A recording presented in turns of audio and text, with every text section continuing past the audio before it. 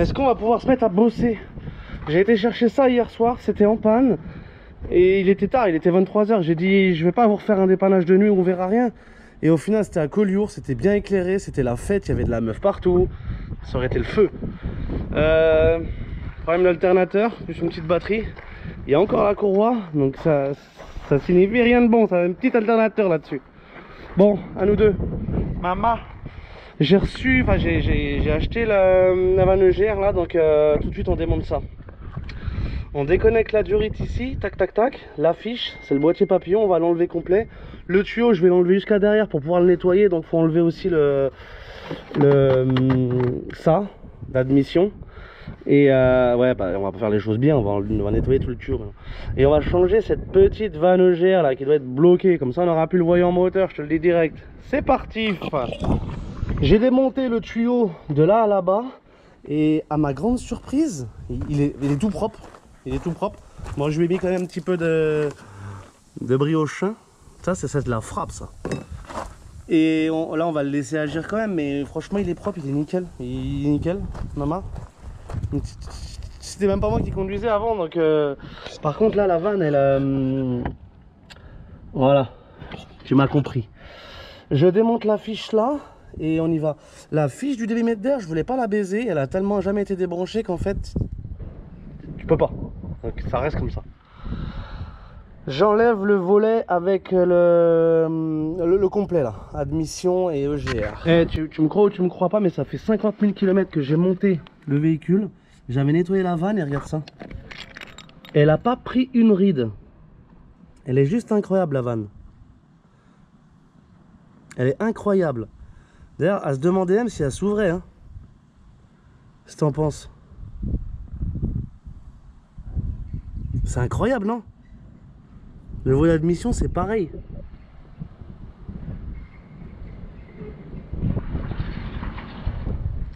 C'est juste incroyable. Incroyablement incroyable. Le collecteur d'admission, c'est pareil. Tu peux aller dedans, t'es tout propre, y a pas... J'avais tout nettoyé, tu sais.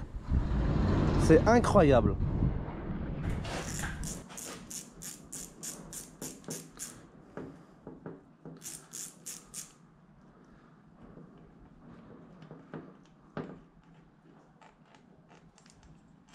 Ça, c'est celle de l'angle. Et ça, c'est celle qui est toute seule. Et la troisième, elle prend tout et elle va dans le collecteur d'admission.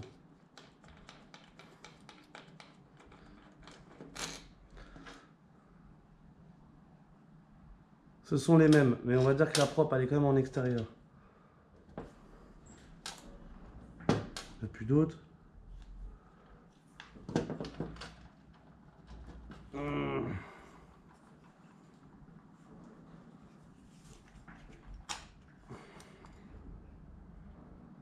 Voilà, ça c'est mon volet que je récupère. Un petit peu de calamine là, tu vois, un tout petit peu sur le volet. Donc, je vais nettoyer ça après. Et ça du coup c'est poubelle. Là, je me demande si elle ferme bien à fond là. Déjà, pour commencer.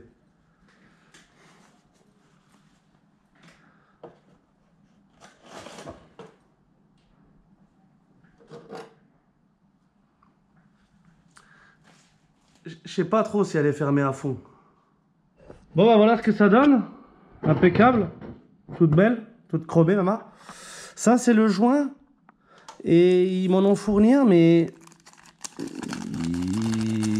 C'est quoi ce... C'est quoi ce joint? C'est pour la condamner ou quoi?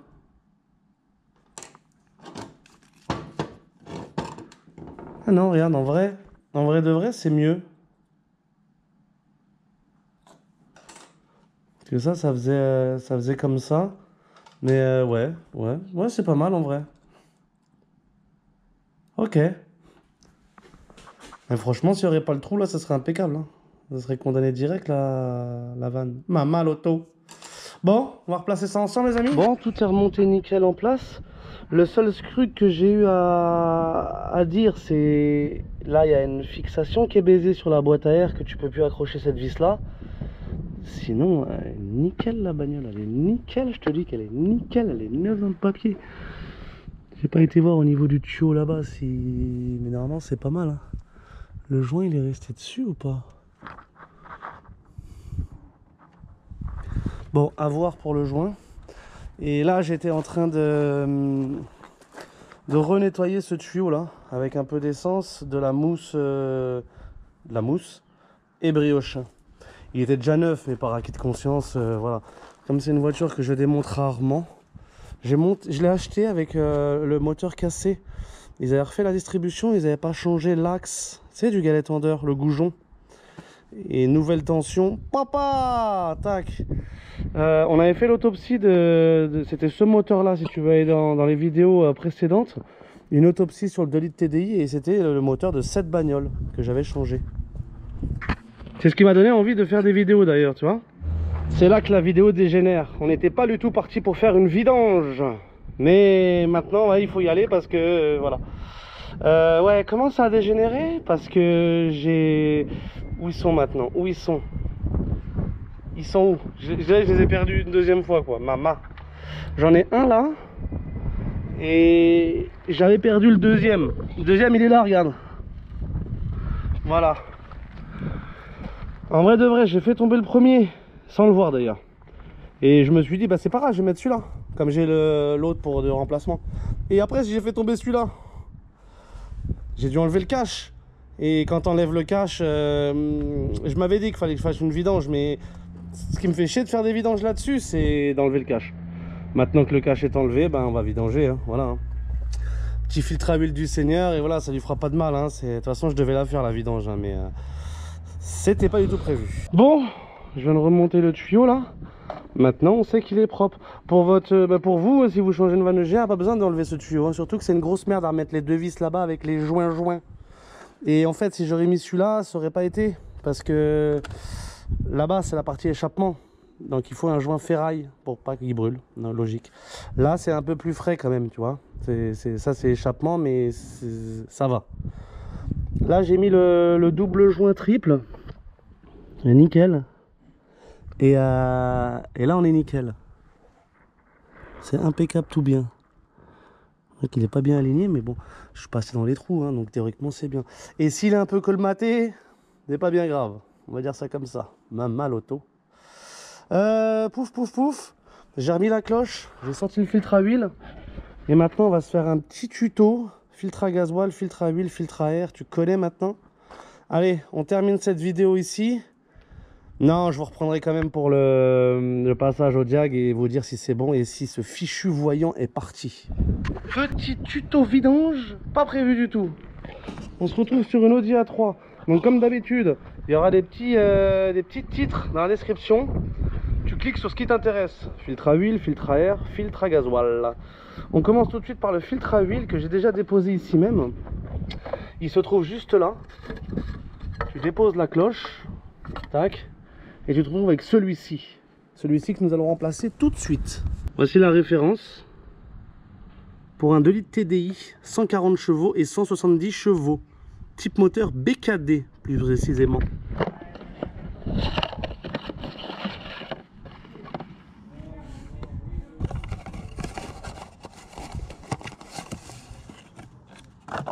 Oh, merveilleux, le bouchon pour le bouchon de vidange. Et ça, c'est directement pour le filtre de la cloche.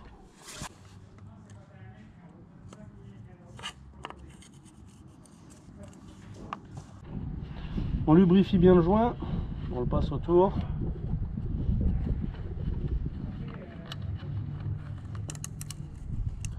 Dans sa gorge, juste tout en bas. Voilà, c'est un joint rond, donc il n'y a pas de possibilité de se tromper. Tu prends ton filtre, la tête vers le haut, hop là. Et maintenant on va le reposer dans la voiture.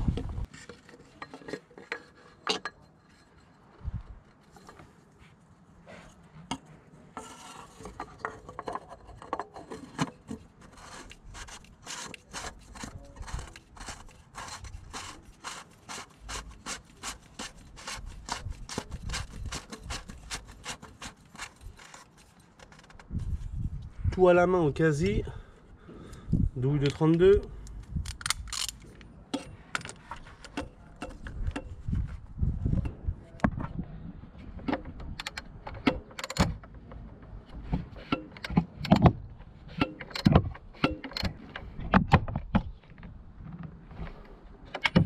Impeccable. Petit coup de nettoyant frein.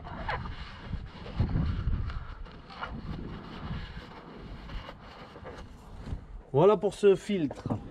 Ici on se retrouve sous la voiture.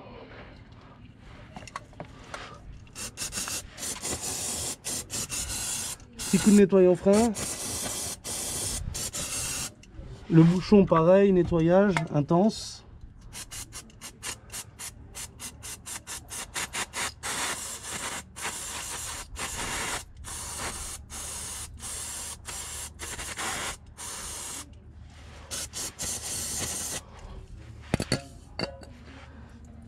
Et hop là, tu viens réinstaller ton bouchon. Personnellement, je mets pas le joint neuf parce qu'il a déjà son joint d'origine. Et pour moi, ça va très bien comme ça. Tac. Clé de 19. Le 19, hein, que ce soit une Golf ou une Audi, c'est 19. Hein. Et là, dans les carters alu, tu serres avec modération.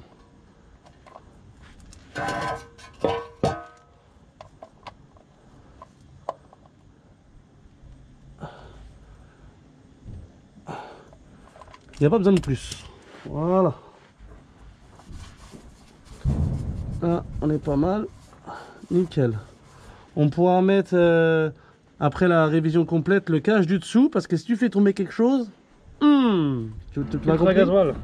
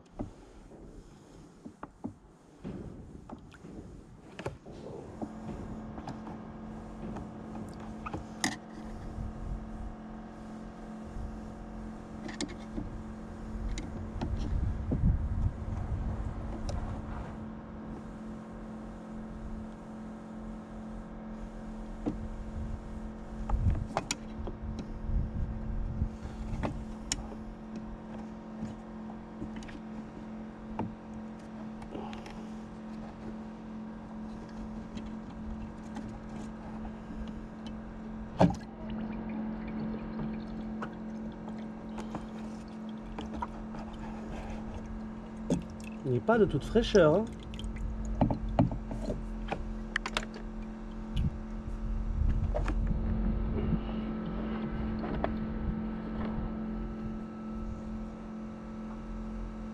Référence du filtre.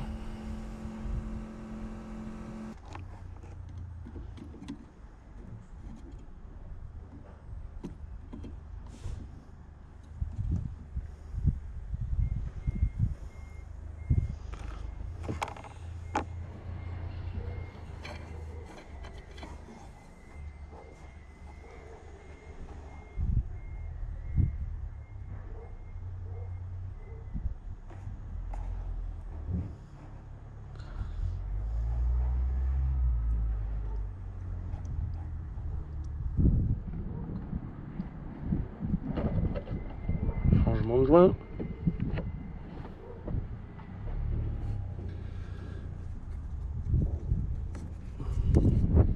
Et changement du joint du couvercle.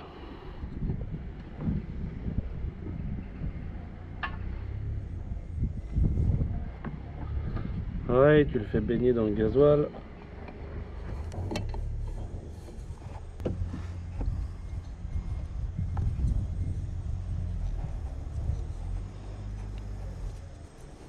Impeccable, tout bien. Nickel.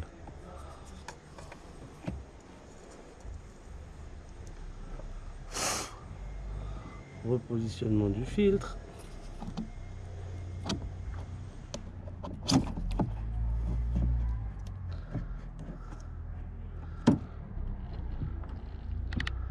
Voilà, c'est pour ça que le joint est bien mis.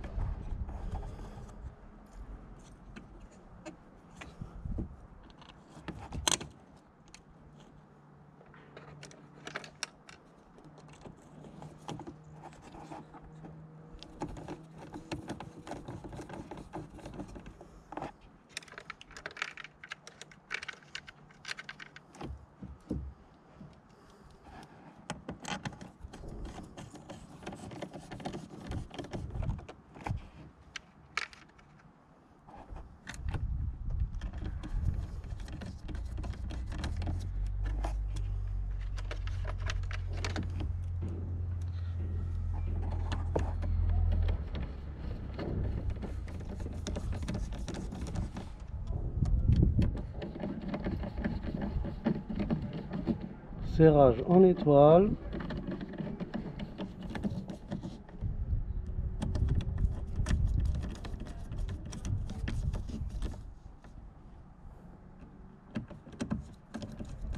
Filtre à air, je te montre la référence. Tu enlèves toutes les petites vis là. Tac tac tac. Et si ta prise de débitmètre d'air est un peu embêtante, tu l'enlèves pas, c'est pas grave. Voilà. Tu sors ton filtre à air et tu peux voir que la voiture elle est entretenue en vrai de vrai quoi. Il était pas vieux quoi. Bon, on y est quoi. Tu souffles toujours au cas où il y a quelque chose, mais en tout cas je suis agréablement surpris. Hein. Tu iras voir la vidéo de la vanogère, mais pareil, il était neuf. Maman, il est neuf le moteur. Il a bien bossé le mec dessus. Remise en place du filtre à air, on repose ça et on reclipse le petit manchon. Et on sera bon. Je vais vous présenter le lave-glace Rafrit. Tu prends 5 litres d'eau et tu ajoutes ce concentré de lave-glace directement dans le bidon.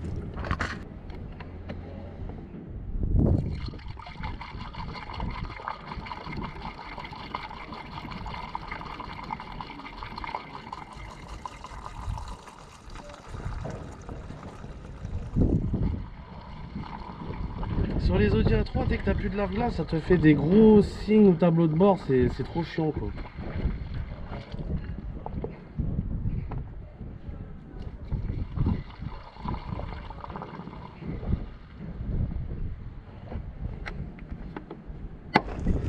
Bon, l'huile s'est remis, tout nickel, le cache en dessous s'est remis. N'oublie pas la petite étiquette du Seigneur. En fin de compte, sans faire le truc, la dernière vidange elle a été faite à 292 000 et là elle a 307. Donc ça fait à peu près ouais, 15 000 quoi. 15 000, bon bah on est dedans. Hein. Au niveau de l'année par contre ça fait 1 an et demi tu vois, donc c'est pas top quoi. Bon, quand la tienne là c'est bon. Maintenant que c'est moi qui ai repris le véhicule, il aura toute l'attention nécessaire. Petit passage à la valise pour effacer le défaut et voir s'il revient ou pas. Et puis ce soir, essai routier pour voir si ça rebug. On ne doit pas revivre ce genre de choses pour la Coupe du Monde de rugby. Et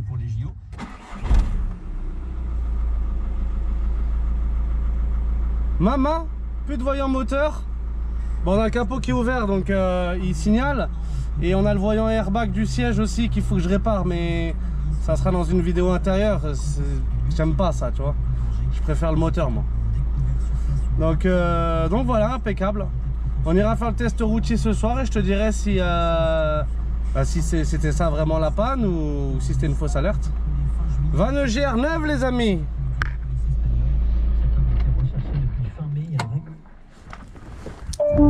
Bon, cette petite Audi, ça dit quoi du coup? Plus de voyant moteur. On a démarré à 307, 138. On a peut-être fait aller 30 bornes. Il n'y a que le voyant airbag qui reste là. Il faudra le corriger. Mais sinon, plus de problème. Tout est nickel. Plus de voyant moteur, c'est de la bombasse quoi.